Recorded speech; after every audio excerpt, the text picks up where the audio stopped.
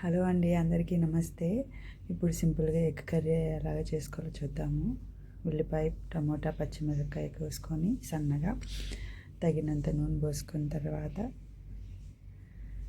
కోడిగుడ్లు ఎలా కట్ చేసుకొని ఫస్ట్ ఫ్రై చేసుకున్న తర్వాత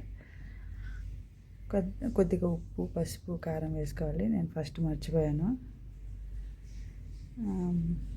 అలా ఎర్రగా వచ్చిన తర్వాత తీసేసుకొని ఆ ఆయిల్లోనే కొద్దిగా మసాలా దినుసులు వేసుకొని, ఉల్లిపాయ ముక్కలు వేసుకొని, పచ్చిమిర్చి ముక్కలు వేసుకొని, కరివేపాకు, కొద్దిగా కొత్తిమీర వేసుకొని అవి ఎర్రగా వేగిన తర్వాత కొంచెం ఉప్పు, పసుపు వేసుకొని అల్లం వెల్లుల్లి పేస్ట్ వేసుకున్న తర్వాత టమోటాలు అన్నీ వేసుకొని అవి మగ్గినాక మసాలా పౌడర్లు వేసుకొని అవి కొంచెం వేగిన తర్వాత కొద్దిగా వాటర్ వేసుకొని మసాలా అంతా ఉడికిన తర్వాత ఎగ్స్ వేసుకొని కొద్దిసేపు అలా ఇలా తిప్పుకొని కొత్తిమీర వేసుకొని తింటే సూపర్గా ఉంటుంది.